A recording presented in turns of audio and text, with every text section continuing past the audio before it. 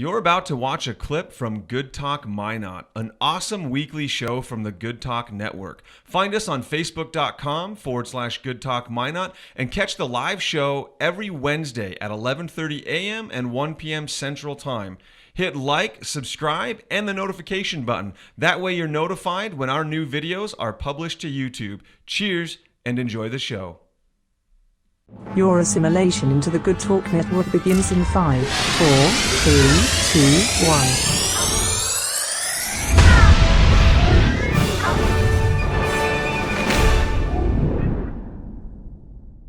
Take, for example, an Amish barn raising. If you're a young Amish man, you are obliged to go help the community raise the barn. You probably, at least in traditional Amish society, couldn't say, nah, I don't want to go. I'd like to go play video games or something. Mm-hmm.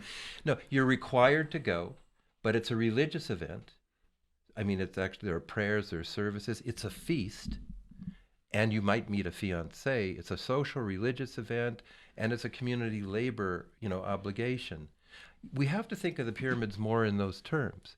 Now, the Great Pyramid is one hell of a barn. Sure. So, it strains credibility to think that it was that kind of a thing. But the most probable picture that we've put together from all kinds of evidence that we can go into is it was kind of a bucket brigade thing. And you know what? I found it's kind of feudal, like feudal society in medieval times. I have found it easier to get across what I mean by simply invoking the Game of Thrones. The House of Lannister has other houses below it, the House of Stark, the Karstarks serve it. Mm-hmm. The House of Mormont is serving the House of Stark.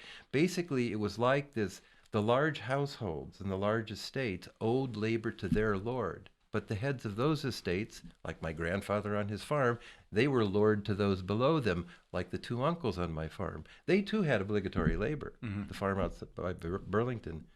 They didn't have to work, but then they had to leave.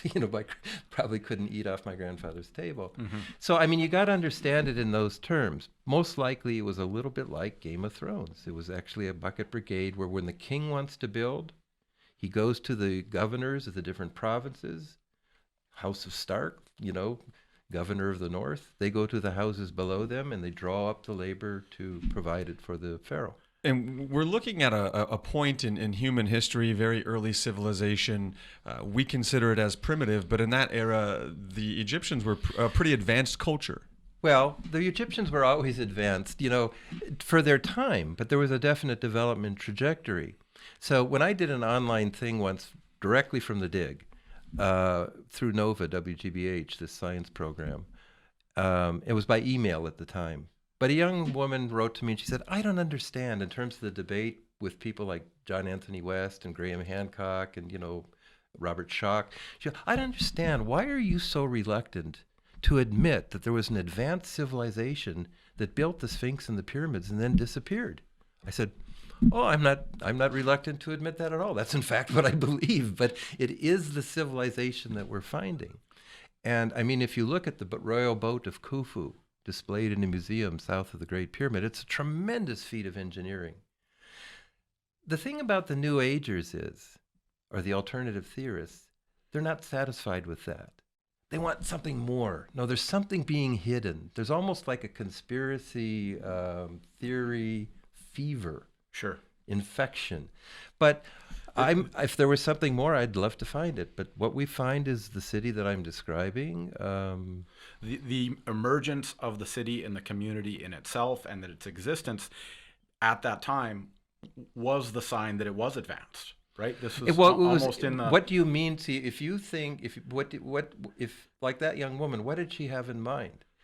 There's been a real recent find, this will ring bells for you in terms of keywords and so on, Göbekli Tepe. Mm-hmm. The New Agers now are very smitten with the discovery by Klaus Schmidt, this German excavator in eastern Turkey, of Göbekli Tepe, where at a formidably early age, like 11,000 BC, 9,000 BC, you have for the first time monumental architecture in stones, these big stone circles.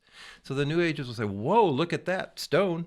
9,000, 11,000, Casey, or others like Casey saying Sphinx, 10,000. So, but come on, that's a huge leap of inference. Of course. So somebody recently asked me in an online discourse like this one, What about Göbekli Tepe? Doesn't Göbekli Tepe indicate there's an advanced culture at 11,009? And I said, yep, it does. Yep. But it doesn't indicate Atlantis. Not with lasers and super magnets. Well, exactly. So a city like Minot Airport would be a huge major archaeological site. There's a definite trajectory, a development sequence to the human career and to human civilization.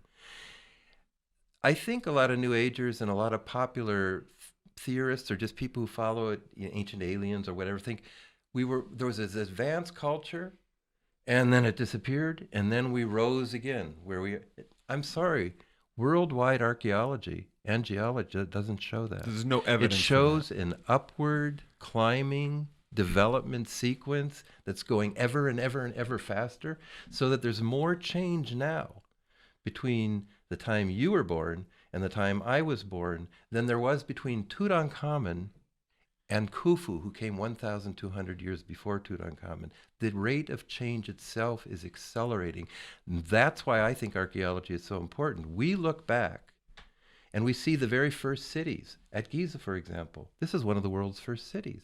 We find this barracks, we think, for housing workers. As I was saying at Minot High School today, in a way, this is one of the world's first, oldest institutional buildings for pulsing people. Sure. Like the Hampton Inn where I'm staying, or like Minot High School, where people come in, they go out. People come in, go out. There was a first time that came into being, and this is an example of it. For building pyramids. One of the early pieces of ground truth where we can speculate with a reasonable amount of certainty that that's what it was.